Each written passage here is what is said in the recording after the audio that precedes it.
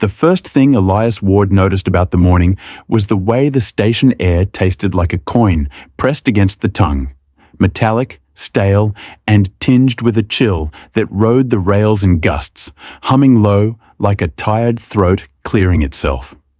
He stood at the edge of the 86th Street platform with the posture of someone who had learned to make himself smaller than his circumstances. Shoulders slightly rounded beneath a frayed olive field jacket, the cuffs glossy with grime, his once square jaw half sheltered by a peppered stubble that he kept trimmed with a dull safety razor. He'd drifted into possession of 2 winters ago, the lines at the corners of his dark eyes etched deeply enough to hold rain. He was not tall, perhaps 5'10" at most, but his frame had a craftsman's sturdiness, wrists knotted with old tendon and the fainter memory of strength, the kind that built cabinets and fixed hinges in another life, before one mistake beget another in the way falling bricks summon more. He rarely spoke unless spoken to, and when he did, his voice was a sandpapery baritone that carried a gentleness which felt out of sync with the calluses on his hands, and to the few who knew his name, other station sleepers, the woman at the church kitchen on Tuesdays, he seemed to move through the city like a man walking through a room he once owned, touching familiar things he could no longer claim. At his heels padded Rook, a mid-sized stray with a coat like milky coffee muddled by soot, one ear bent from an old nick, yellowed whiskers bristling around a black nose glamouring with constant interest, rib cage too visible when he inhaled, and a gait both jaunty and alert. The sort of dog who listened with his whole body and regarded strangers with the wariness of someone who had learned affection is sometimes a lure. Rook had found Elias months earlier outside a bakery's side door after a storm, drawn by the man's practice of breaking the smallest piece off his own bread and placing it at the threshold for whatever hungry thing noticed. Since then, the dog slept with his chin on Elias's shoe and would lift his head whenever footsteps passed near, a low huff in his chest signaling to the world that this man, disheveled coat, backpack patched with a milky blue tape, shoes repaired with twine, belonged to someone who would stand between him and harm. The station was waking in that New York way that is not waking so much as changing masks. Commuter faces blinking into awareness under fluorescence that made everyone the grey of winter clouds. A woman in a navy pantsuit glancing at a watch. An older man adjusting bifocals and folding a newspaper precisely. A teen with a hoodie pulled up, tapping his phone with thumbs that moved like drumsticks. A caregiver pushing a stroller with a baby bundled up in a knit cap with tiny bare ears. And farther down, a maintenance worker with a broom leaning gently on it, his fatiguing body bowed in a moment of stillness that looked like prayer. The downtown train rumbled and then didn't come, a phantom that shook lint from the overhead pipes, and a few people paced toward the front where the platform curved, drawn by the superstition that proximity produces miracles. And Elias stayed where he was because he had learned to conserve motion, letting the day come to him. It arrived in the form of a woman whose presence altered the air, as if someone had opened a door onto a weather change. A woman in her mid-30s, 5'7" or 8" by Elias's guess, with a runner's posture that suggested endurance more than speed, her hair a glossy black bob tucked behind one ear as if she had tried to make herself orderly in a hurry. Olive skin with a warm undertone that made the cold lights seem less cruel against her. Soft-worn leather boots, a knee-length charcoal coat belted in a way that kept the cold from wandering, and eyes that were sharper than the rest of her. Eyes that kept checking the tunnel, then the stairs, then a small silver compact mirror she opened and shut so fast it looked like a reflex. She held a canvas tote printed with a non-profit's logo and a slim laptop bag crossbody on her left hip. And when she paused near the mosaic sign naming the station, she turned her face just enough that Elias could see the faint crescent of an old scar near her jawline, nearly invisible, but not to someone who noticed edges for a living. Rook's head lifted, nostrils flaring, his tail giving one slow half-wag like a question mark. The woman's gaze slid past Elias without the quick flinch most commuters couldn't hide when their eyes collided with homelessness, and that alone tilted his attention toward her. The fine-tuned curiosity of someone who used to read people for a living. Before the foreclosure, before the job gone to automation, dressed up as innovation, before the bottle that had seemed like a bridge became a lock. The train announced itself this time with a distant Doppler whine, a slow welling roar, and the commuters drew into the yellow line like iron filings to a magnet, everyone aligning their anxieties. And that was when he saw the man standing too close behind her. A tall man with a clean-shaven jaw of blocky certainty, a bomber jacket in slate nylon that reflected the lights with a mean sheen, fingers thrust deep into pockets, cap low over his brow, his stance too forward, like a sprinter leaning into a false start. Elias had seen versions of him in shelters and halfway houses, in small-town bars, in his own mirror when the mean part of him tried to bargain. Anger in search of a container. The tall man shifted his weight, and the hem of his jacket flared enough for Elias to note the shape against his waistband, not a gun. New York's clandestine language ran through Elias as muscle memory, but the compact geometry of a box cutter or a long folding blade clipped inside the pocket. The train thundered closer, lights scalloping the tunnel's grime, with greenish blinks, and time began to tighten, each second drawing in like a drawstring, and the man murmured something that never reached the air. The woman stiffened but did not turn, and Rook's body snapped into an alert line, ears pricked, pupils widening until the brown of his eyes thinned to a ring. Before thought assembled into grammar, Elias drifted nearer, his steps casual, a trick of posture that said, "I am not coming right at you." Even as he aimed at the moment between them, his palms open and empty, and as the train's wind slapped everyone's coats into banners, the blade appeared like a new bright word in a language that tolerates few. Silver, narrow, intentioned, and reached for the strap of the woman's laptop bag. She clamped her hand down in a movement that was almost elegant, pivoting her torso while keeping her feet planted, a dancer's cheat of physics, and her eyes flashed not fear first, but calculation. And the man, thwarted by that small refusal, yanked hard, and that was when Rook launched, a bark cracking the platform like a dropped plate, body arrowing low toward the man's shin, jaws clamping fabric and skin in a grip that declared limits. The blade flicked down in reflex, and that was when Elias's hand caught the man's wrist. The old carpenter's grip, finding purchase on bone and tendon, the way he'd once steady a plank, squeezing in a precise crescent that he knew from 2 years of half-remembered jiu-jitsu classes from a community center that a wrist's blossom point would let go when pressed.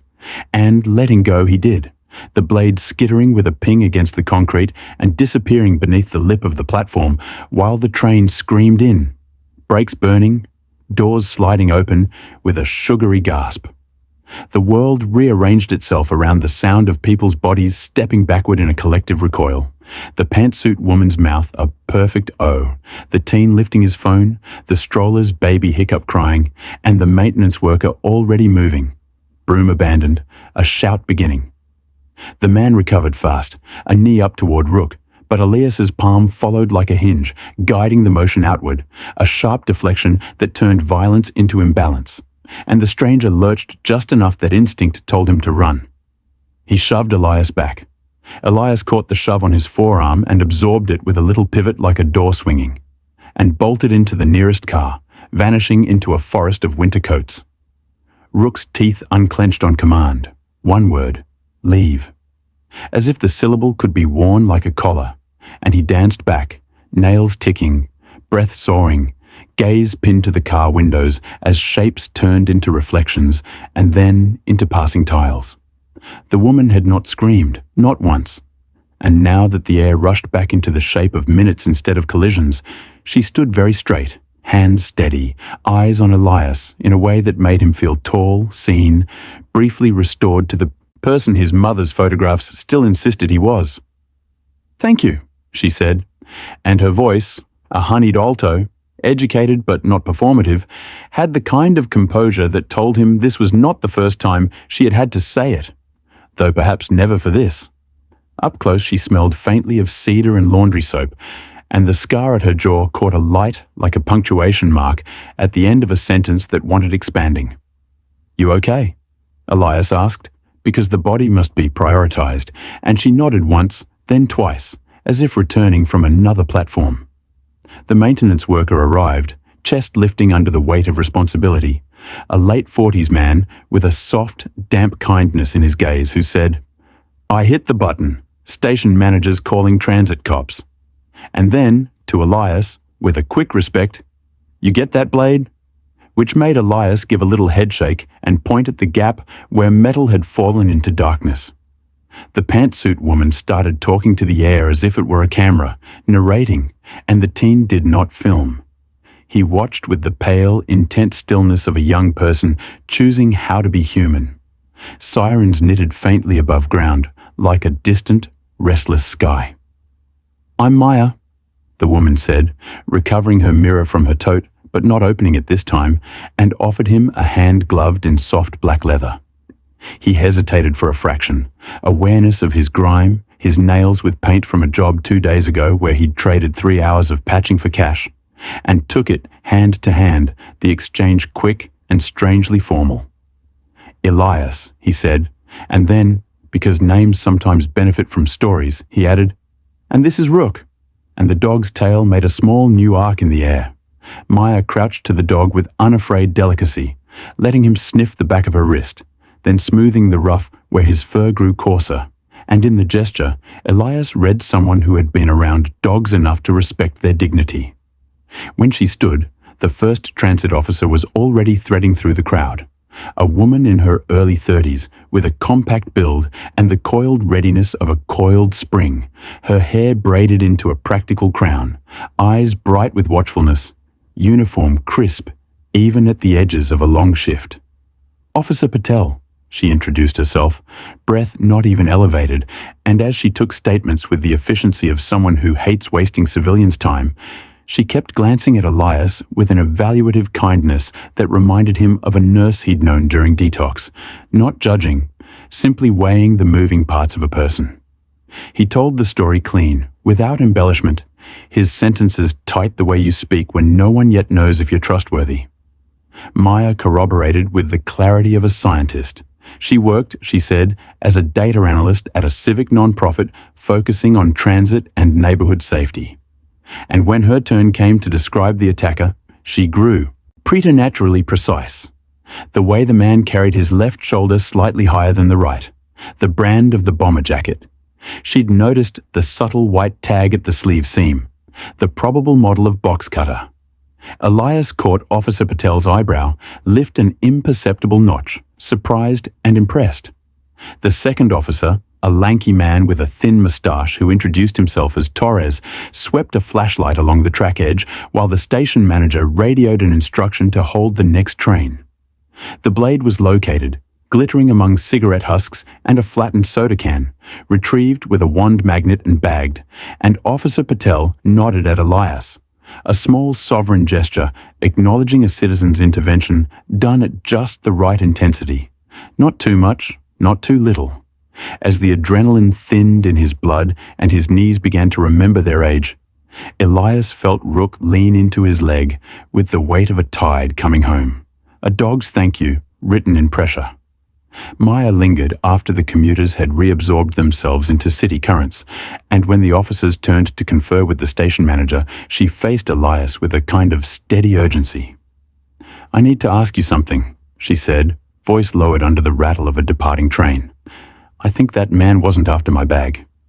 And though her mouth tried for a brief smile to soften the drama, her eyes didn't. And in those eyes there was the flat, bright shine of someone who had looked under the wrong rock and found something that moved. She slid her tote onto her shoulder, adjusted the crossbody strap, and went on in that calm, analytic cadence. "For the last 3 months, my team has been mapping unofficial maintenance work orders, jobs that don't appear in the public logs but do in vendor invoices, and they cluster around stations where there have been incidents. Last week I flagged a pattern and my office laptop was accessed after hours. This morning, I noticed a new watch on a man who's been standing on the same platform as me twice this week, and I told myself it was coincidence. It wasn't him today, but the way this one stood, the way he reached. He looked like someone trained to make it look like a grab and go, except he went for the strap closest to my body. Not the easiest win. If you hadn't..." She didn't finish, and Elias, who had built a little life out of leaving sentences unfinished, felt the gravity of hers pull at him. He shouldered his backpack, which contained all his grander possessions: a folded flannel, a paper-bound copy of Baldwin that smelled like another reader's cologne, a roll of contractor bags, a small notebook with careful numbers that were attempts at budgets for futures, and answered with a nod because he did not know yet what the yes would cost. "I can walk you up," he said, and it wasn't gallantry, but logistics. Above ground, the weather was grey-bright, and people moving in daylight behave differently. They took the stairs together, Rook prancing one ahead, swiveling back to check on them, and as they emerged into a street that looked newly minted by the cold, with steam huffing from grates and coffee cups performing their little theatre of warmth in gloved hands, Maya stopped abruptly, adjusting her coat belt, then palming the silver compact in a gesture that now Elias understood was not vanity but surveillance. The mirror flashed a reflection of a man with a cap lingering by the newsstand. The same square jawline. Not the same man, but close. She steered them not with a fluster, but a deftness, turning left, then right, using shop windows to watch. And Elias couldn't help the old muscle memory of escorting. The part of him that had once walked girlfriends home through neighborhoods threaded with uncertainties. They reached the corner where a bus hissed on its pneumatics like a dragon deciding to forgive, and Maya said, "My office is 4 blocks." And Elias said, "Let's make it 5 the long way." And Rook shook like a small storm, and then settled into a trot that was half work, half joy. The man near the newsstand lit a cigarette and watched, not hiding the watching, and that was when Maya made the decision that would unspool the rest of things. She took a card from her bag, a simple white rectangle with her name, Maya Varma, her non-profit, a phone number, and used a pen to add a second number on the back, then pressed it into Elias's palm. "If you ever need a meal, the office kitchen has leftovers at 6, she said, a plausible sentence for anyone overhearing, and then, softer. "And if you see someone like him again down there, call me first." Another sentence with a seam that could be ripped open later to reveal a deeper instruction. Elias tucked the card into the notebook with the budgets, because some things deserved to be next to hope. 3 blocks ahead, he caught the first hint of a tail car creeping along the curb. Too slow to be accidental, and he felt Rook's hackles lift as if a static field had passed over them. The city, which just minutes ago had been an indifferent machine, leaned in as if to listen to its own secret being told, and Elias, undesired by most doors, realized he was already standing in the threshold of a story that might require him to step fully inside. The streets above the subway felt different now, as if the ordinary rhythm of a New York morning had thinned and stretched around Elias and Maya like a film that could tear at any second. Steam coiling from the manhole covers in ghostly ribbons, taxis honking with the usual impatience, yet sounding somehow distant, like echoes coming through a tunnel, and the city's faceless hum becoming backdrop to the way her steps fell quick and deliberate beside his. Her coat swaying with a nervous energy she tried to hide beneath composure. Rook padding slightly ahead, head high, tail horizontal, sniffing the air as if cataloguing every molecule that might carry a trace of the man by the newsstand. And Elias, though long accustomed to blending into sidewalks, now felt conspicuous. A tall shadow walking in tandem with a woman who clearly did not belong to his world of corners and grates, and yet who had chosen to keep him close, an odd pairing that drew curious glances from strangers. He tried to ignore them, focusing instead on the faint tremor in Maya's gloved fingers when she adjusted the strap of her tote, the tightness around her mouth when a delivery van idled too long at the curb, her gaze that darted once to the rearview mirrors of parked cars to check for followers, and he realized she was trained in some way. Not professionally, perhaps, but with the self-preservation instincts of someone who had walked through suspicion before. He asked quietly, "You sure you want me walking this far?" And she gave him a sharp look, not of irritation, but calculation, then softened with a half smile. "If you weren't here, I'd feel watched and alone. This way, I'm watched but not alone." A line that made something in his chest both tighten and loosen. The paradox of being useful again, of being allowed to hold weight in another person's equation.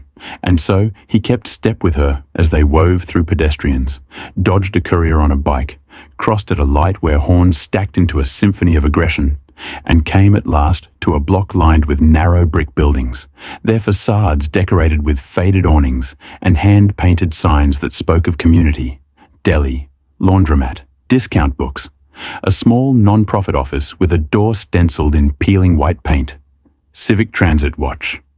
Maya drew a key from her pocket, glancing once more over her shoulder, and Elias noted the sedan that had lingered at the opposite curb before pulling away with a little too much smoothness, the kind of leaving that pretends not to be fleeing. She pushed open the door, and a little bell above it chimed, spilling them into a narrow lobby that smelled faintly of ink, burnt coffee, and tired air conditioning. With bulletin boards plastered with maps, flyers about safety workshops, and printouts of graphs pinned crookedly, the kind of earnest clutter that announced underfunding and overwork.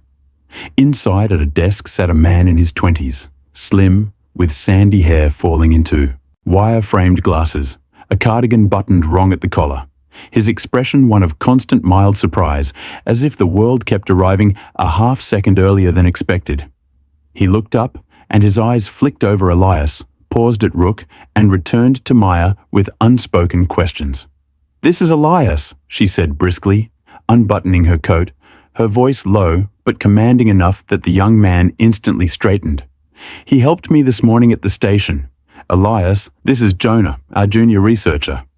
And Jonah offered a hesitant nod, his hand halfway raised in greeting before he dropped it, already pushing aside a pile of reports to clear space, muttering, "Wow, okay. I read the morning incident alerts, but didn't realize it was you, Maya." Elias stayed near the door, feeling the way his boots left faint wet prints on the tile, the way his presence was both anomaly and intrusion, until Rook sat squarely at his heel like a guard stamped out of loyalty, granting him legitimacy by association.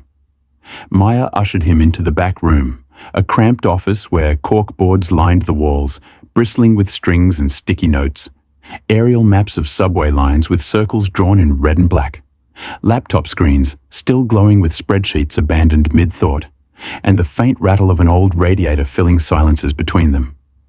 She gestured for him to sit. He chose a folding chair that looked least fragile, and she paced, pulling her gloves off finger by finger, tucking them into her pocket as if collecting herself. Then she began. "What I didn't tell the officers, what I couldn't, was that this is bigger than a mugging. My team's been tracking these anomalies for months, incidents on the subway that never make headlines but pile up in our internal logs. Small fires in maintenance closets, unauthorized access to electrical panels, contractors paid for work that doesn't appear on MTA's official reports, and each time there's a civilian accident nearby.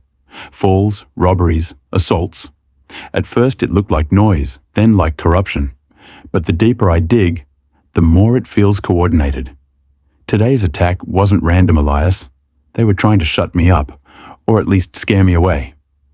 Elias listened, his rough hands folded in his lap, eyes narrowing slightly, his mind, though dulled by months of surviving, still clicking back into its old grooves of problem-solving, pattern recognition, the carpenter's instinct to measure twice and cut once. He asked, "Why not go to the press?" And she gave a bitter little laugh. "We tried, got buried. Too technical, too dry, no sound bites. People care about delays, not systemic rot. And if I push harder, I become a target, as you saw." She touched her jawline scar absently. That wasn't from jogging into a tree branch, by the way. Jonah, who had followed them nervously, chimed in. "She's right. Last month our server was breached. Someone planted malware.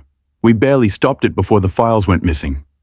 Whoever's behind this has money, connections, maybe inside help." He looked at Elias as if suddenly aware of confiding too much in a stranger, but Maya silenced him with a look, firm, trusting, as if she had already decided Elias was part of this whether he liked it or not. Elias exhaled slowly, the weight of choice pressing on him, The same weight he had failed under years ago when a friend had asked him to co-sign a loan and he'd said yes, unraveling his finances when the man disappeared. He had vowed never to carry someone else's burden again, yet here was this woman, with eyes full of conviction, asking him to shoulder a corner of hers. "I'm no cop," he murmured, and Maya stepped closer, her expression both fierce and vulnerable. "No, you're better. You're invisible. No one notices a man on the margins, but you notice everything. Today you proved that. Elias, I don't know why fate threw you and Rook at me, but I'm asking. Will you help?" The room stilled, Jonah holding his breath, the radiator clicking like a metronome of decision. Rook tilting his head at the rise in Elias's heartbeat. At last, Elias said, "I'll walk with you a while, see where it goes," careful not to promise more than he could deliver, but enough that Maya's shoulders dropped with relief. She smiled, a genuine curve of gratitude that brightened her face despite exhaustion, and said, "Then we start here," pulling a file from her desk, spreading photographs across the table. Grainy stills of security cameras showing men in maintenance vests entering restricted areas, close-ups of forged badges, spreadsheets of payments to shell companies, all converging around a handful of subway stations, one of which was the very platform where they'd just been. Elias studied the faces, the posture of one man in particular, the tilt of his head, the way he carried weight unevenly, and recognized it as the attacker's twin, if not the same man. "They're organized," he muttered. And Maya nodded. "Exactly, and someone higher up is protecting them." Outside, a siren wailed, Dopplering away, and the three of them sat in a circle of maps and suspicion, the dog lying across Elias's boots like a living anchor, and though he knew the city would swallow them without a ripple if they disappeared, for the first time in years he felt the dangerous spark of purpose warming his chest. Night fell over the city not with darkness alone, but with the kind of restless noise that made the air itself feel crowded, horns and shouts mingling with the distant vibration of trains beneath the pavement. And Elias sat on a stoop across from the Civic Transit Watch office, while Rook leaned into his knee, the dog's breath pluming white against the chill, his ears twitching with every passing car. And Elias, despite years of learning to sleep in alleys and abandoned corners, felt too awake, the day's events replaying in him like a film that would not end. The sight of the blade flashing at Maya's side, her calm voice afterward, the strange relief he'd seen in her eyes when he agreed to stay involved. And he wondered how quickly a man could be pulled back into the orbit of things larger than survival. Maya had insisted he rest, even offered the office couch, but he declined, unused to roofs that did not belong to him, preferring the cold honesty of the stoop. And so now he watched as the office lights dimmed and then glowed again, her silhouette crossing back and forth, restless, tireless, the kind of woman who wore purpose like armor. When at last she emerged, coat buttoned tight, hair tied back, she paused at the threshold and looked across at him, lips pressing into something like apology before she came over, her boots tapping steady against the sidewalk, and said, "You should come inside, at least for tonight. Jonah went home, but I'll feel safer knowing you and Rook are close." Her tone firm, yet tinged with vulnerability, and Elias, though reluctant, saw the logic in it, because shadows had been pooling at the corners of the street where they did not belong. Cars slowing at odd intervals, and the memory of the sedan from earlier lingered like a bruise. Inside, the office smelled faintly of old paper and tired electronics, and she guided him to the back where a threadbare couch slouched beneath a wall of pinned maps, handing him a folded blanket she retrieved from a closet, her hand brushing his briefly in a gesture that was more trust than courtesy. Then she returned to her desk, booting her laptop, muttering about data trails and contract invoices.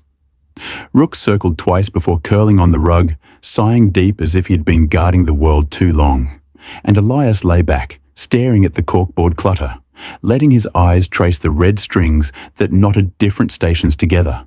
Stations he had slept near, begged near, survived near. And he thought of how many invisible threads had been running past him while he stared only at the ground for spare change. Hours passed in a restless drift until the sound of glass cracking jolted him upright. Rook, already on his paws with a guttural growl, Maya's head snapping up from her screen, eyes wide, and another crack followed, louder. One of the front windows shattering inward as a brick clattered across the floor, scattering glass like teeth. Elias was already moving. Instincts old and unforgotten propelling him, grabbing Maya's arm and pulling her toward the back corridor as another brick flew, followed by the roar of an engine outside and the screech of tires. Vandals not pausing to enter, but sending a message written in shards and menace. Maya's breathing was ragged but controlled, her grip tight on his sleeve, and she whispered, "They know where I work." Voice steadied by fury more than fear. They waited until the street fell quiet again, then returned to the front. The cold rushing through the broken pane, the lobby a mess of glass. Jonah's papers scattered across the desk. Elias bent, picked up one of the bricks, noting the faint smear of paint on it.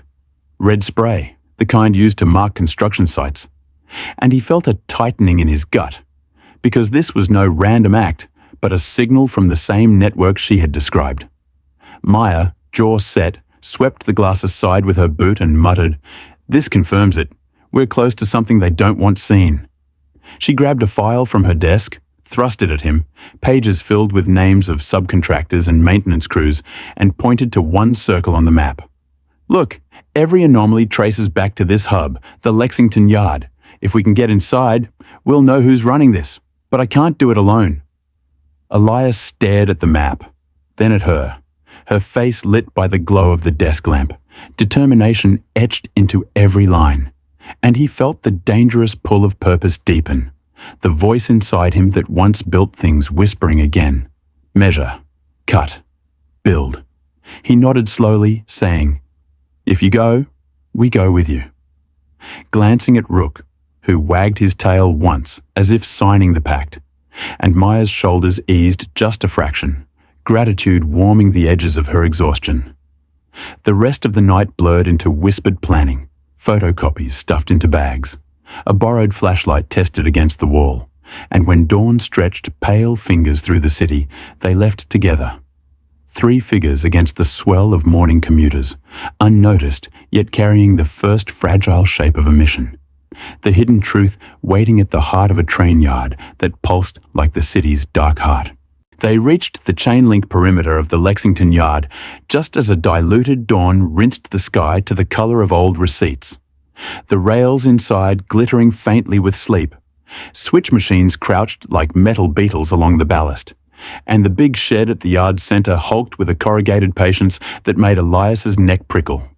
The kind of quiet that told you sound was being swallowed rather than absent. Maya had dressed down, trading her belted charcoal coat for a grey hoodie beneath a worker's jacket she'd bought from a thrift store. The fabric scuffed at the elbows, collar stiff with starch that still couldn't hide the cleanliness of her posture, and she'd braided her hair low beneath a knit beanie so that, from a distance, she looked like any city employee on an early call. Elias wore his olive field jacket and a fluorescent safety vest he'd fished from a donation bin months ago, reflective tape dulled with grime, but still suggestive of authority, and he'd tucked his peppered stubble beneath the shadow of a baseball cap with a cracked brim. Rook stayed close, the dog's coat misted with dew so that he seemed outlined in a soft glow. One ear cocked, eyes bright as he took in the smells. Creosote, oil, steel, the stale ghost of disinfectant, cataloguing them with a professional's focus. On the far side of the yard, a line of aging subway cars rested like whales at the surface, hatches open to the air, and a forklift beeped lazily as it backed down a lane. Otherwise, the place felt undermanned, as if a shift change had created gaps. Maya touched Elias's sleeve lightly and nodded toward a service gate where a security booth sat. Graffiti palimpsests folding over one another on its walls, and inside the booth a guard dozed upright, neck cocked at an angle that would become a headache by noon. He was in his late 50s, medium height, gone slump-shouldered, with a face like a wrinkled paper bag. Sun-spotted cheeks, a grey moustache that had lost its argument with a razor that morning, and the resigned eyes of someone who had spent years counting other people's comings and goings. His name tag, green plastic cracked at the clip, read Simmons. Maya exhaled, gathering a voice that could pass inspection, then slid to the booth window, rapped twice. And when he stirred, she lifted an ID lanyard that belonged to no official agency, yet bore the plausible seriousness of 1. Civic Transit Watch, flashing her best public service smile. "Morning," she said, with the ease of someone who had given briefings to rooms full of skeptics. "We're here to follow up on the refrigerant leak check from last week. Dispatch said the paperwork was waiting for signatures inside." Simmons blinked, weighed the sentence as if it were a coin. Then the coin became heavy in his palm, because Maya had paired the words with a clipped efficiency that reminded him of every contractor who'd ever spoken to him at dawn. He glanced at Elias, registering the safety vest, then at Rook, brow creasing. "No dogs in the shed," he said automatically. And Elias leaned in, pitching his voice to the register of weary humor men used to grease hinges. "He's service. Nose for leaks. Louder than a detector if there's ammonia." The lie landing with the soft thud of credibility because Rook, as if on cue, sniffed the air, focusing on the yard with a professional seriousness that turned the guard's skepticism into reluctant allowance. Simmons buzzed the gate, slid a clipboard through the slot, and waved them toward the shed, then looked past them at the empty lane and frowned as if something about the usual choreography was off.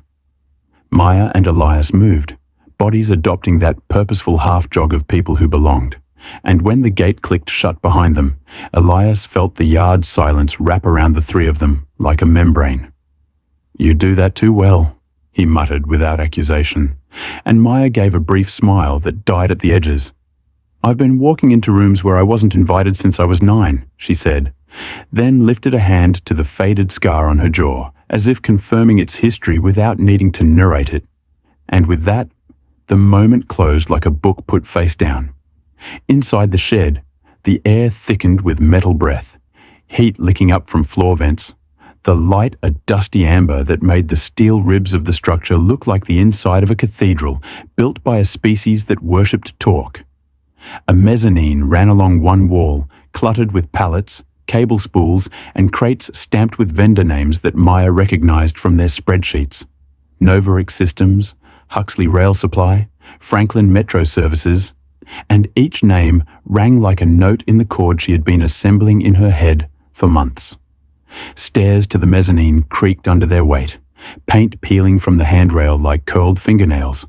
And when they reached the landing, Maya went straight to a door marked Parts Cage, tugged it, found it locked, and crouched to study the padlock with a frown, the same analytic focus she'd given a regression model yesterday. Elias pulled a small pick from his pocket, an old habit acquired during long months of jury rigging, and with a tilt of his head that asked if she wanted to pretend to be surprised, he worked the shackle. Years of carpentry had made his hands confident with metal, and the lock surrendered with a soft, embarrassed pop. Inside, rows of shelves rose like narrow streets. Brake shoes, insulators, relay boxes, and, incongruous among the expected, compact crates labeled Signal Maintenance, Approved, with a smaller sticker half-torn that read Bypass Modules. Maya's pulse quickened, and she took one out, its weight a lie, lighter than the metal label implied, opening it to reveal a black device the size of a paperback, ports along one edge, a printed QR code. Elias took in the clean machining, the embossed serial, number, and the faint smell of new plastic, and he didn't need her whisper to know they'd found something uglier than graft. "If these sit in the signaling chain," Maya said, voice barely there, "they could disable safety checks or redirect data. This is how you make accidents look like maintenance errors and maintenance invoices look like life support." Rook whined softly, a sound he made when he sensed tension rising like weather, and Elias stroked his head to quiet him. From beyond the cage, a door slammed. Men's voices floated up. 2, maybe 3. One light and quick, bristling with caffeine. The other heavy with authority. Vowels flattened by years of shouting over machines. Maya and Elias exchanged a glance and slipped into the shadow at the end of a row. Rook settling in a downstay that turned his brown shape into a shadow's shadow, and they watched through the wire mesh as figures crossed the floor below. The first was a supervisor type, mid-40s, clean-shaven face too smooth for the grit of his work, cheeks waxing into jowls, scalp clipped short enough to gleam, his movements the confident strides of someone whose ID opened more doors than it should. He wore a navy fleece with the MTA logo, and beneath it, a collared shirt with a barely there pattern that screamed consultant, his radio earpiece the discreet kind. The second man was taller, rangy, early 30s with a 5 o'clock shadow cultivated into a character note. His bomber jacket brand new, the same mean sheen Elias had noticed on the attacker's twin, and the way he scanned the mezzanine without moving his head made Elias's skin crawl with recognition. The third trailed them with the resigned gait of a worker who understood that the boss's boss had no idea how things actually got done. Late 50s, brown skin in a climate of sleep deprivation pallor, broad hands with scars along the knuckles, a faded tattoo peeking from his sleeve, an anchor wreathed in ivy, and eyes that had learned to keep their opinions behind the lids. The supervisor spoke. Delivery came in light, again, so Franklin will invoice for an emergency reship. I want the paperwork clean. And the tall one answered with a lazy threat in his tone. Funny how the paperwork is the only thing this place cares about. To which the older worker said nothing, just adjusted a crate with a care that made his silence louder. Maya's fingers tightened on Elias's sleeve, nails pressing through fabric, because the names lined up with her board. Franklin Metro Services, the shell company laundering parts, Novarix the plausible cover. The men stopped below the parts cage, the supervisor gestured at the shelves, and the tall one reached for his pocket, pulling out a small device that looked like a phone but thicker, scanning barcodes with a flick of his thumb, the pistol-shot beep ricocheting up to where Elias crouched. Inventory shows 4 bypass modules, the tall one said. I count 6. And the supervisor responded too quickly. We'll correct the count. 2 go to riders, install slated for tonight. And the older worker finally spoke, his voice like sanded oak. Riders has live traffic. You slap those on without a shutdown, you're begging for a ghost in the signals. To which the supervisor gave a smile that didn't touch his eyes. That's why you're the pro, Manny. Make it disappear like you always do. And in Manny's flinch, Elias read history. A decades-long talent for making other people's bad ideas not kill anyone. Maya's breath brushed Elias's wrist as she mouthed the name, Manny, and he filed it like a precious screw in a pocket. The trio moved on, footsteps echoing into an office at the far end of the shed. The door clicked, and the muffled rhythm of a printer began its guilt. Maya leaned close, her whisper threaded with adrenaline. We have to get these serial numbers and get out. And Elias nodded, already pulling out his notebook, copying down strings of digits with carpenter's neatness, while Maya used her phone to photograph the QR codes, angling the device so the screen's reflection wouldn't flare. Rook stayed statue still, except for the tiny trembling of self-control in his forelegs. From beyond the door, a raised voice rattled the glass, the tall man saying something about deliverables and the councilman's office. And Maya froze, eyes flicking to Elias, the councilman's office. Suddenly, the rot had a political face, a scaffold of influence reaching into rooms where reporters drank coffee and told themselves they weren't part of anything. They relocked the cage, left the padlock sitting exactly as they'd found it, and ghosted back along the mezzanine, timing their steps to the clanks and hisses of the shed so that their footfalls were swallowed. Halfway down the stairs, they met Manny coming up with a crate in his arms, and for one suspended second, all 4, man, woman, dog, worker, occupied a silence so dense it felt like the inside of a held breath. Manny's eyes, brown and tired, took them in.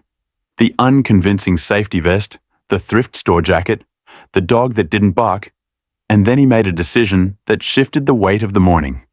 He angled the crate so that it bumped the rail and slid, clattering noisily, his voice rising in a performance of irritation. Damn it, these steps! and the noise announced them to anyone listening as nothing but a clumsy worker and his annoyance. Under the cover of his cursing, he hissed, "Back door, 2 minutes, follow the blue line." And he kept moving, face arranged into the bland mask of obedience. Maya and Elias didn't question the gift. Some kindnesses are instructions.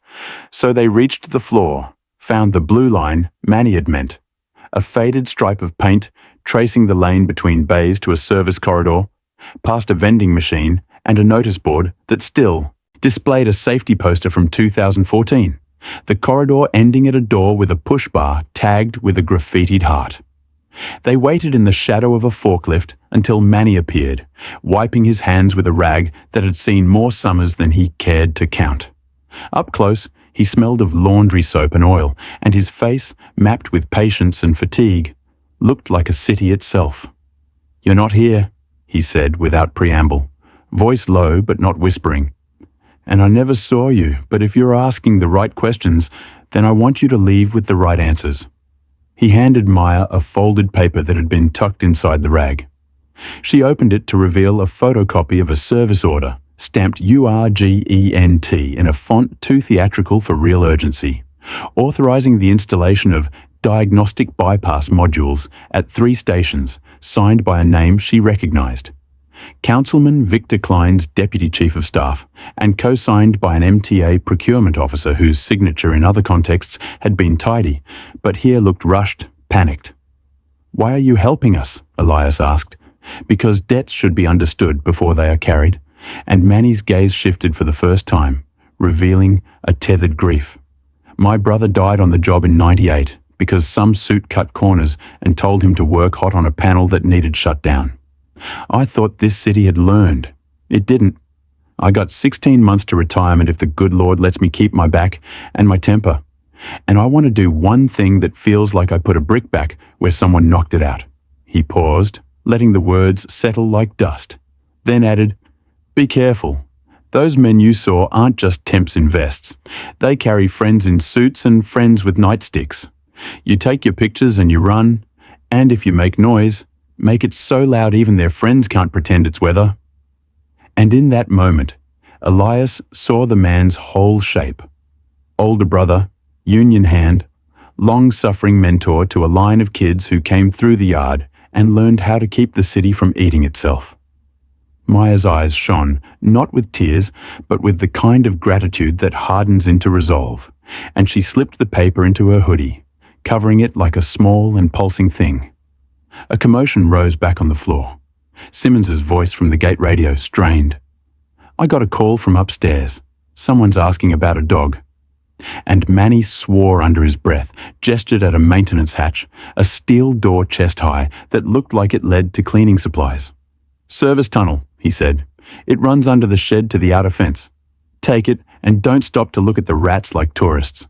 The gallows humor smoothing panic. Elias hauled the hatch, hinges squealing, and the smell of damp concrete and electricity wafted up like a warning. Rook went first, a shadow flowing, paused silent on the rung-spaced steps, and Maya followed, dropping with the clean, athletic economy of someone who rock-climbed before grad school turned time into spreadsheets. Elias descended last, pulling the hatch soft until the latch kissed the jamb, and they moved, hunched, along a corridor barely wide enough for one person and a dog, their breath turning into small storms in the beam of the phone's flashlight. The tunnel undulated, cables snaking along one wall, puddles reflecting their urgency in chopped light. And above them, the yard's sounds became the heartbeat of a mechanical giant. They reached a grate where daylight stitched the floor, and beyond it, the paling morning opened onto weeds, a gravel swale, and an outer fence mangled enough by time to make a hole at the bottom like a mouth. Maya scraped her knuckles, widening it, blood wet and bright on skin the color of strong tea, and Rook wriggled through, Elias pushing their bags ahead, then Maya, then him, his shoulders compressing through the stubborn geometry of wire until, with a grunt, he spilled into cold air and the sour comfort of industrial weeds. Behind them, a shout rose from the shed, the sound of feet moving too fast, and Manny's invented clatter of crates drew the noise in the other direction like a decoy flare. They limped along a drainage ditch, knees wet, palms nicked, until the yard shrank to a blocky silhouette and the city's grand indifference resumed its casual cover. At a bus stop crusted with old flyers, they collapsed onto a bench that had seen too many evenings of impatience, and for a moment none of them spoke. The gravity of what they'd pulled from the yard settling into their bones. Proof that the accidents weren't accidents, that political signatures greased the path from corruption to danger. Maya breathed out, laughter surfacing in wild relief before turning to Steele. We have names and numbers. We have a route to a story too big to bury. And Elias, who had once built kitchen cabinets with dovetail joints so tight you could balance a glass of water on the corner, felt a craftsman's satisfaction click into place inside his chest, purpose dovetailing with circumstance. Rook lifted his muzzle, scenting the air like a lighthouse, then pressed his head against Elias's thigh with a weight that said, "Both I saw the dark, and I stayed. And when the bus arrived, wheezing and oblivious, the three of them boarded like any other morning commuters, carrying lunches and grievances, except their satchel held a hidden truth that could crack open a city. And in the window's reflection, Elias saw a man he almost recognized, shoulders less bowed, eyes less resigned, guarded by a stray with a knight's name and accompanied by a woman whose scar and conviction made her braver than most of the men who wrote rules. He did not smile. He simply nodded at the stranger in the glass, as if to say, "Keep going." By the time the bus rattled them back to Midtown, the city had decided on sun, a thin winter brightness that made everything look cleaned with a rough cloth. And Maya guided Elias and Rook through a side street honeycombed with delivery doors to a cafe that did double duty as a co-working space, the kind of place where the hiss of milk steamers blended with softly predatory laptop clicks. She chose a corner table with her back to the wall and her eyes on the door, habits arranged like furniture, and spread the day's prizes between them. The photocopied service order signed by the Deputy Chief of Staff. The serial numbers Elias had block-lettered with a carpenter's neatness. The phone photos of bypass modules gleaming like gilt. Rook took up position under the table, chin on his paws, eyes rotating to track each approach. The dog's calm, a taut wire Elias could feel through his boots. "We need a journalist," Maya said, fingers braced on the edges of the paper, as if the document might try to wriggle free. Not a traffic blogger or a sensationalist, someone who knows procurement and has enough spine to call a councilman and ask questions without flinching. And she thumbed her phone to a contact labeled simply LILA. The woman who answered did so with a voice that sounded like it had been honed on deadlines and burnt coffee. Late 30s, almond tone with a rasp at the back, skeptical but curious. A reporter Elias could picture in clean lines. Tall, hair pulled into a no-nonsense knot, dark olive skin, eyes that could turn warm or razor in a half-second. "If you're calling in daylight, Maya, it must be urgent," Lila said. And Maya described the morning in sentences clipped down to weight-bearing essentials, no flourishes, no heroics, just the facts braided into a rope strong enough to hold someone's belief. On the other end, a pause elongated into a decision. "I'll meet you," Lila said, "not at your office. Half the council staffers do their off-site coffees on your block. Come to the public library, Bryant Parkside, third table from the statue. 20 minutes. And the call clicked dead in the efficient way of a woman who knew that every extra word could cost a truth its oxygen. They paid in cash, left separate, reconvened beneath the marble calm of lions who had seen the city pull its tricks for 100 years. Lila was exactly as Elias had imagined, but more. 5'9" in low-heeled boots, a camel coat belted, black hair in a clean part that made her face look decisive, a small silver hoop at each ear, a leather satchel that had weathered insults and rain with equal dignity. She shook Elias's hand and then crouched to greet Rook with an unhurried, respectful palm, the dog granting her a brief sniff and a permissive blink as if to approve her credentials. They sat in the cold, and Lila listened while Maya laid out the pattern like an engineer explaining torque. Jonah's logs, the malware, the linked vendors, the morning's attack, and the yard's bypass modules. the signatures that dripped politics onto corrosion. Lila asked questions that cut away nonsense. Who benefits materially from a near accident that demands emergency resupply? How do the shell companies tie back to a single LLC? What's the routing number on Franklin's checks? And she jotted notes in an old reporter's notebook with a pencil, because pencils do not die at inconvenient moments. She flipped through the photos and made a soft, impressed noise at Elias's legible serial numbers, then slid the service order copy into a plastic sleeve and returned it, reluctant to keep the only evidence in her possession. "You can't stand alone on this," she said, looking between them. "I'll work my editor. He'll worry we can't protect you. He'll be right. But if we nail down 3 independent confirmations and 1 documented whistleblower, we can publish a piece that forces the DA to open a file even if he hates me. That means we need a second Manny and a third, and we need to get eyes on an installation in progress. Ryder's Station, tonight, you said?" Maya nodded, jaw set, and Lila's eyes flicked to Elias, measuring him the way a foreman measures a beam. "Are you willing to be public if we have to? Go there?" she asked, and Elias felt the question move through him like a cold river. Public meant a past he had kept folded might unfold, an old mugshot from a decade ago when he'd yelled at a cop who'd hassled him for sleeping on a bench. Public meant the people who had looked away might look directly and decide anew. He glanced at Rook and at Maya, then said simply, "If that's what it takes." The words quiet, but made of a kind of steel he hadn't known was still in him. Lila nodded once, receiving the weight of his answer like someone who would carry it carefully. They set the plan's rough edges. Maya would keep digging vendor ties from a safe location, a borrowed desk at a shelter she volunteered at on Fridays, while Lila lined up calls to a transit union source and a procurement analyst who owed her a favor. Elias and Rook would scout Ryder's Station at dusk, eyes on the mezzanine doors, and any workers wearing new bomber jackets waited with secrecy. Lila would join them with a long lens and an exit strategy, because stories that matter prefer to be birthed by 2 doors. Before they broke, Lila gave a warning wrapped in friendship, but sealed with professional paranoia. "Klein has a fixer. His name is Darius Hoyt. Tall, immaculate, beard trimmed to a geometry teacher's dream. Suits that whisper money. He doesn't threaten. He arranges misfortunes.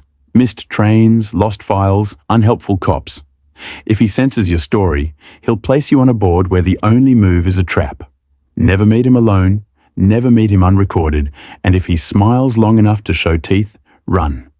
She stood and went, coat folding around her like a decision, leaving Elias with the sense that the club they'd applied to join required dues paid in nerve. They moved their base to the shelter's dining hall after lunch, the space between lunch rush and dinner lull stretching like a truce. Fluorescent lights buzzing, stainless steel counters gleaming with the hard work of volunteers. Maya commandeered a side table under a bulletin board with hand-lettered affirmations, eyes locked on a laptop as she pivoted through public procurement sites, tax databases, and a web of LLC registries that looked, to an outsider, like a tangle but, to her, like a loom. Jonah arrived with 2 thermoses and a roll of butcher paper, his cardigan misbuttoned again, adding nervous sunshine to the room. He taped the paper to the wall and began a timeline, his handwriting a precise slant that looked like its own form of protest. And as he wrote, patterns surfaced. Every bypass module order correlated with a campaign donor event. Every emergency reshipment occurred within 48 hours of a council committee hearing, and each time the vendor invoices were paid with unusual speed. Within 3 days, not the usual 30.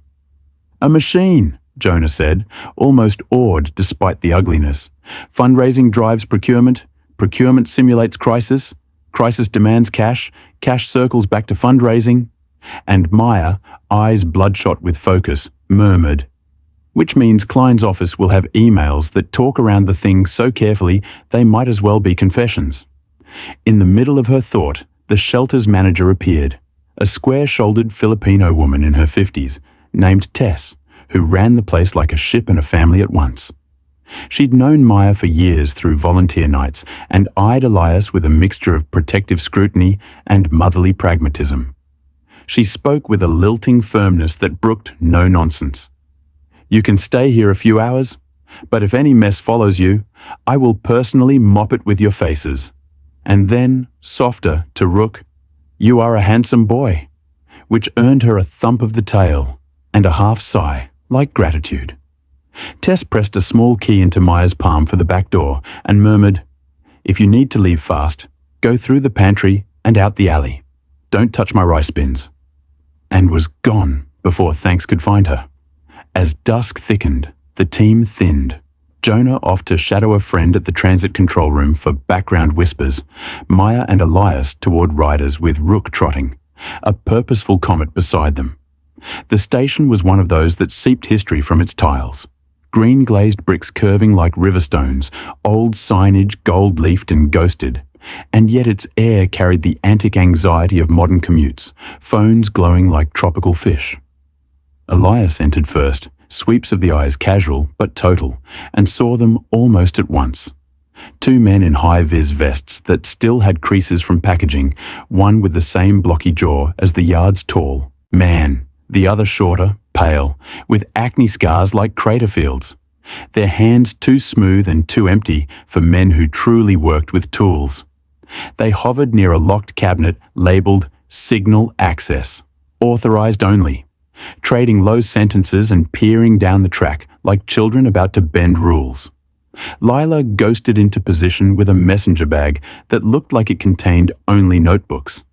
But her lens, when she freed it in the shadow of a pillar, telescoped the world into geometry and evidence. Maya, trying to look like one more commuter, took a place near the mosaic map and opened her compact mirror in that small, practiced flip, using its arc to catch the reflection of a third man seated across on a bench. The book in his hand, a prop held upside down, and a glint at his wrist.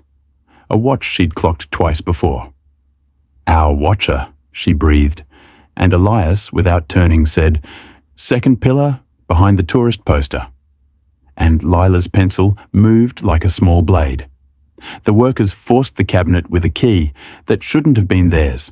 Too shiny, too generic, and one produced a device wrapped in an oily cloth that made Maya's stomach pitch. A bypass module identical to the ones at the yard. Elias's chest turned cold. His feet wanted to move and stop them. His hands remembered the point on a wrist that opens fingers. But Lila's hiss, "Not yet," pinned him. Evidence first, heroism second, or the story dies with them.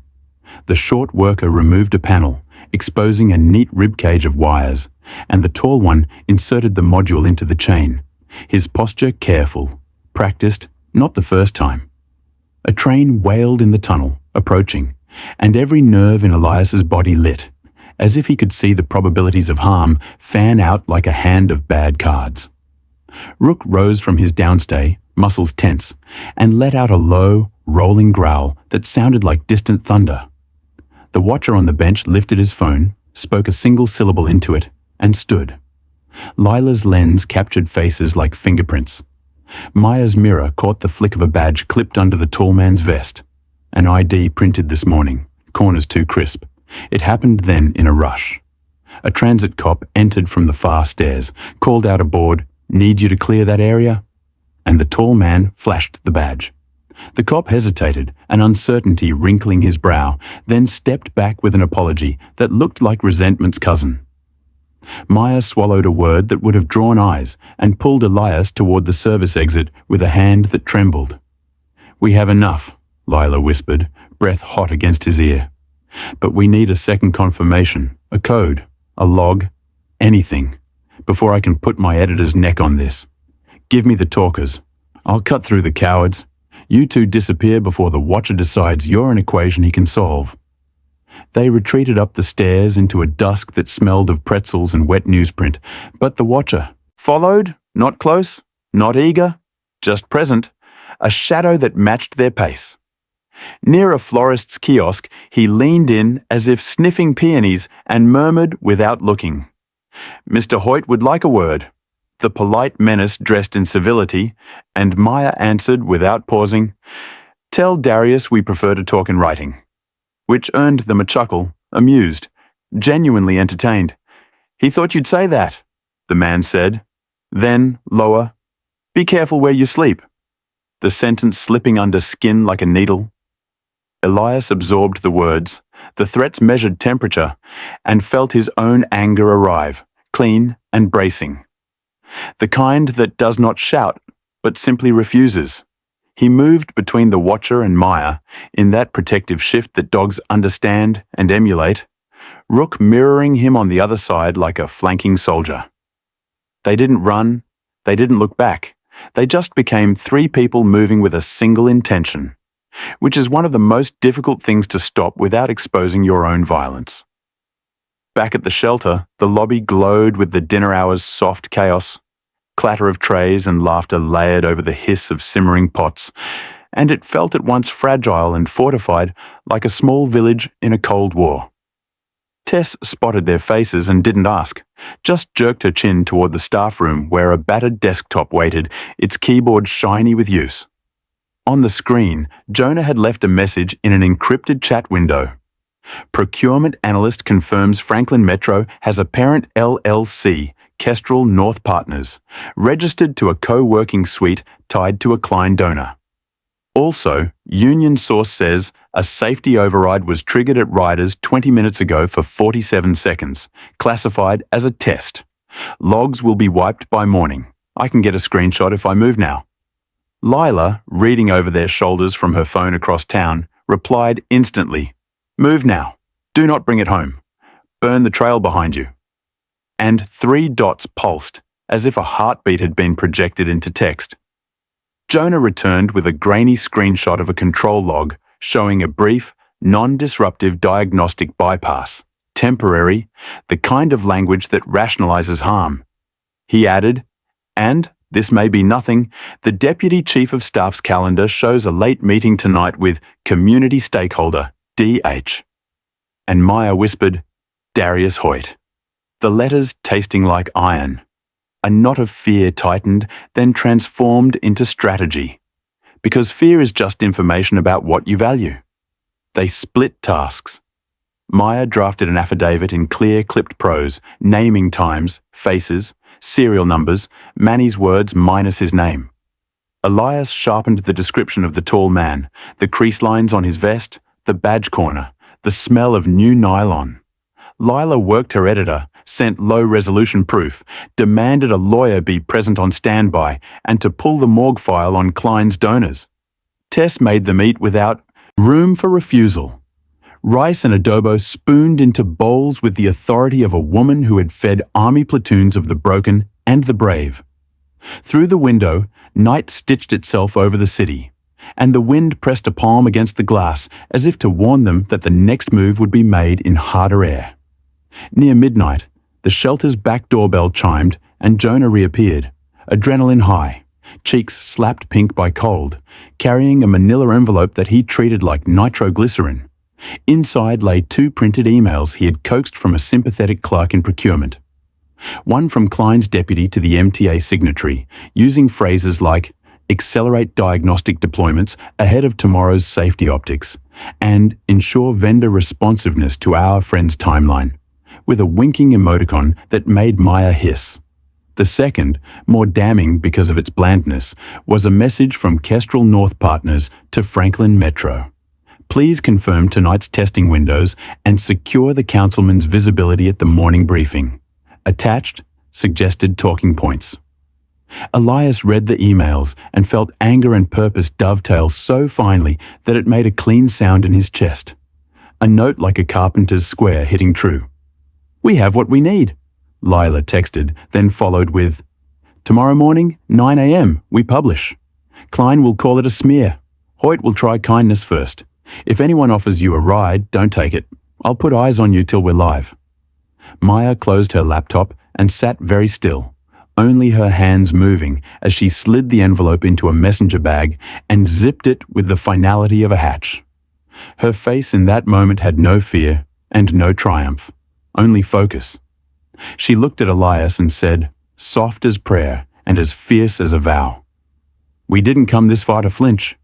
And he nodded, one hand on Rook's skull, feeling the steady, faithful warmth of a creature who would, without comprehension of politics or procurement, step into danger because his people were there. Outside, a black sedan rolled slow past the alley mouth, like a thought deciding whether to become an action, its headlights washing the wall with a bleach of light, then moving on. Elias stood in the doorway until the taillights were swallowed, his silhouette a gate that he promised the night would have to argue with. And when he lay down later on a thin mattress in the staff room, Rook's breath steady at his shoulder, he did not dream of the fall that had broken him, or the bottle he had mistaken for a friend, or the house foreclosed with his father's tools still inside. He dreamt of dovetails, wood joining wood so precisely that water would hesitate at the seam. He woke knowing that in a few hours, when the city rubbed sleep from its eyes and reached for coffee, a truth would be slid onto its breakfast table, a truth with serial numbers and names and the faint scent of creosote, and that the men who had arranged accidents would learn how it feels when misfortune is arranged for them, not by knives or fists, but by the stubborn geometry of facts aligned. Morning arrived like a verdict, the city's steel bones clanging awake while headlines inhaled and phones lit the sidewalks with gossip passed as gospel. And at 8:59 a.m., standing on the library steps with the lions looking outward, as if to bless anyone foolish enough to tell the truth in public, Elias felt the bruise-colored exhaustion of a man who had not slept, but also the strange buoyancy of a diver who has kicked off the bottom and finally sees light above. Rook pressed his warm flank against Elias's calf, the dog's one bent ear cocked toward every passing sound, while Maya paced in a tight arc, her charcoal coat replaced by a plain navy blazer borrowed from Tess, her black bob combed into obedience, olive skin glinting with the faint glow of nerves held under discipline. A single thread bracelet at her wrist, reminding her that courage loves small anchors. Lila stood apart, phone in one hand, notebook in the other, eyes scanning the plaza with the predator's calm of a woman who has turned fear into a professional tool. "We're live," she said at 9 o'clock sharp, voice low as she hit publish, and there it was, a headline that sliced cleaner than a knife. Councilman's office tied to dangerous subway bypass scheme. Vendors, political donors linked. Beneath it, photos of bypass modules from Maya's phone, the serial numbers rendered in stark contrast by Elias's neat block letters, emails redacted for the clerk's safety but damning in their banality, a timeline unfurled with Jonah's slanted precision, and at the bottom, a simple note. Additional reporting by Lila Sorensen. Within minutes, the plaza changed temperature, as if the winter air had found something to burn. Reporters materialized like pigeons, milling and then coalescing, microphones tilting toward Lila, who directed them to Maya, cameras angling to catch Rook, who accepted attention with the stoic curiosity of a working dog suddenly promoted to mascot, and Elias, who had prepared himself for contempt or pity, found instead a rough chorus of thanks, claps on the shoulder from strangers who did not know his failures and did not care, because the city cares about its trains the way it cares about breath. Across the street, a black sedan slid to a plush stop, and Darius Hoyt emerged, tall and tailored to an idea of power, beard carved with jeweler's care, grey suit that hung off him like a confession no one could afford to hear. He did not cross angrily. He crossed like a man arriving to fix an accounting error, smile so warm it would have melted cheap resolve. And when he extended his hand to Maya, he made it look like the only sensible thing in a world full of noise. She did not take it. "Mr. Hoyt," she said, each syllable a cool, precise tile. "You can make your statement to the press or to the DA." And he chuckled, the sound as gentle as velvet. "Ms. Varma, I adore civic-minded people. They're the best stories. But you've been misled by agitators who wish our trains ill." And then his smile froze as he turned to Elias, assessing the stubble and field jacket and the dog with an appraiser's eye. "And you, my friend, there's a place for you in our city's story too if you'd like to step out of the cold. an offer that carried not mercy, but purchase. "I already stepped out," Elias said, voice low, steady. "And I brought receipts." And behind him, Lila's camera clicked with the joy of capturing a sentence that would be quoted under 1,000 shares. The first flashbang of denial bloomed on social media. Klein's office calling the article reckless and politically motivated. But the second wave hit harder. The transit union retweeted the piece with a terse statement: "Our workers won't be scapegoats for graft." And an agency whistleblower, emboldened by Manny's quiet courage, passed through their affidavit without his name, emailed Lila a short video taken months earlier. Two men in new vests installing a module while a supervisor stood watch. Time-stamped, location-stamped, casually damning. Within an hour, a deputy DA announced an urgent review. Those two words like the first creak of a rusty door that might yet open. And from the mezzanine of the press scrum, Jonah texted a screenshot of Kestrel North's website going dark, the LLC scurrying like a roach when lights snap on. But truth makes enemies before it makes laws. And at 10:17 a.m., as they walked with Lila toward the subway where the city does its thinking, Elias noticed the ripple in the stream. The way a cluster of men in generic beanies moved too much like a single thought, the sudden emptiness in the corridor near the service elevator, the brittle silence before a violin string snaps, and he reached to Maya's elbow a beat before the trap closed. Three men converged, one with a courier envelope in his hand like a prop, another with a cop's haircut but no badge, the third with a mouth that smiled only on one side. Hoyt's patient arithmetic set to muscle. And Rook's body went hard and bright beside Elias, a growl rolling from deep in his chest like a long-buried engine catching. "Easy," Elias murmured to the dog, not to calm him but to tune him, because anger sprinted while purpose ran far. Darius did not step in, but his presence stretched across the distance like piano wire. "Ms. Varma, there are safer ways to help the city than partnering with unstable individuals." His eyes flicked at Elias. "And dangerous animals." His glance dismissed Rook without understanding that danger and devotion share borders in dogs. "Officer," Lila called to an actual transit cop posted by the turnstiles, a woman with the same steady coil as Officer Patel from day one, different face but same spine, and raised her press badge, voice carrying the sharp music of a citizen invoking the commons. "We are being interfered with by non-agency personnel." And because the article had reached even the precinct group chats, the cop moved like a decision, hand resting on her baton's hilt, chin lifting at the three men. "Keep it moving," she said, tone pleasant as long as the world obeyed. And for a flicker of a second, Hoyt's pleasant choreography failed as he did the calculus of optics. Not here, not on camera, not now. They peeled off, the failure polite.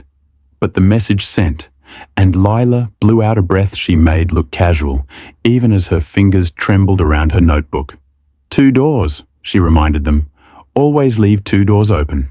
And they took the second door, out to the sun, along a street of sweated dog walkers and office workers, tasting scandal like sugar on their tongues. At noon, Klein attempted a press conference on the steps of a downtown building funded by donors who now stared into their coffee as if it contained omens. He arrived with that politician's walk that projects inevitability. But the questions he met had sharp edges, and when one reporter quoted Lila's piece while another held up a printout of the Accelerate Diagnostic Deployments email, Klein's face did a small, fatal ballet. Practiced smile faltering, eyes cutting toward a staffer, jaw tightening, as the narrative slid out of his hands like a greased lever. Behind him, a young staffer whispered urgently into his ear, and somewhere else in the city, a procurement officer turned off his phone and decided that the tail end of his career might be spent telling the truth under oath. Manny watched the live stream on a cracked iPad in a break room that smelled of coffee, old lunch, and iron.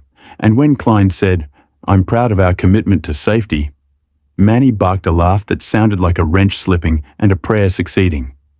He pulled out his flip phone and called a number he hadn't dialed in years, an old union rep with a remembered bite, and said, I'm ready to put my name on it. And the rep, after a beat of surprise, answered, Then let's build a scaffold they can't kick down. The next hours were a roar wrapped in a whisper. Lawyers called, editors argued commas like battles. The DA's office requested copies of everything and offered an investigator known for a lack of patience with people who hid behind titles. And Tess shooed anyone without a task out of her kitchen because truth, like soup, required stirring and not burning.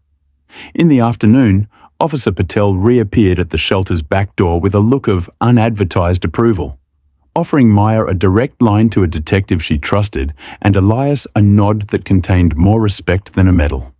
And when she knelt to scratch Rook's ruff, the dog sighed with the relief of recognizing an ally's scent. Careful, Patel warned, voice low. The first day they deny, the second they dig, the third they hit back, and then around day 5, someone important decides to be shocked and a committee is born. You'll need endurance, not adrenaline. And Maya, who had built her adult life on the algebra of endurance, nodded like a student receiving wisdom she had already half learned in bruises. That evening, when the city's snowfall began, fine, shy flakes that made sirens sound muffled and kindnesses feel larger, Elias walked with Rook to the 86th Street station where all of this had started, not to bathe in drama, but to check a memory for cracks. The platform looked smaller now, less like a closed room and more like a page he could turn. He stood where he had stood when the blade flashed and listened to the rails hum, and watched a teen help a mother hoist a stroller and exchanged a nod with the maintenance worker who had called the cops that first day. The man lifting his broom in salute like a knight shows a sword. And it occurred to Elias that a city is a machine, powered by tiny courages, the way a watch is powered by springs, and that he had simply wound one. At his heel, Rook sat with the gravity of a partner who knows his job, and a child toddled over, hand out in the universal language of dog friendship, and Rook lowered his head so the small palm could feel fur as a kind of medicine. The child's mother thanked Elias as if he had bestowed a favor on her day, and he fumbled the gratitude, unaccustomed to positions in which he was anything but a warning or a plea. "You're a good team," she said, and in her casual sentence lived a recognition he let himself accept. Weeks later, because consequences move through the city like weather fronts, you could track the aftershocks like stop announcements. Klein resigned before the ethics committee could convene. Hoyt departed to spend more time with family. The procurement officer signed a cooperation agreement. Manny testified in a room where the temperature was always a little too cold and left to a hallway where his union brothers and sisters pressed their hands to his shoulder.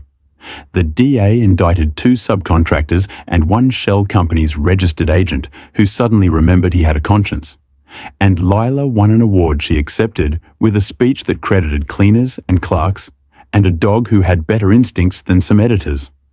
As for Maya, she took an unpaid leave no one could afford, but everyone supported, returned to investigate housing vouchers for people who lived in fear of the very shelters designed to protect them.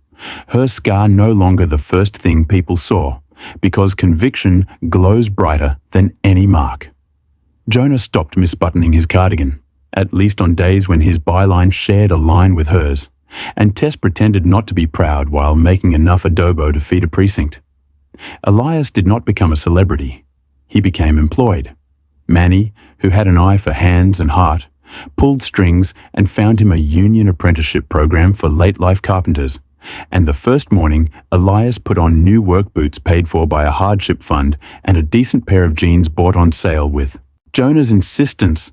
He felt like a man stepping into a room he might own one day. At the training shop, he sanded oak until it sang and cut joinery until it held. And every dovetail he fitted felt like a letter in an apology to himself he would now accept. At night, he and Rook slept, not under a grate, but in a single-room occupancy that smelled faintly of old paint and possibility. And Maya visited when deadlines did not steal her evenings, bringing leftover curry and neat stacks of paper to mark the next thing that needed courage. Sometimes they walked together underground, past the platforms where the city dreamed and grieved, And when they passed 86th Street, Maya touched the mosaic with 2 fingers like a pilgrim checking a relic. "You saved me," she said once without ceremony, and he answered as plain, "You saved the city." And Rook sneezed, as if to register that credit allocation among humans is rarely accurate. If there was a quiet epilogue, it was this.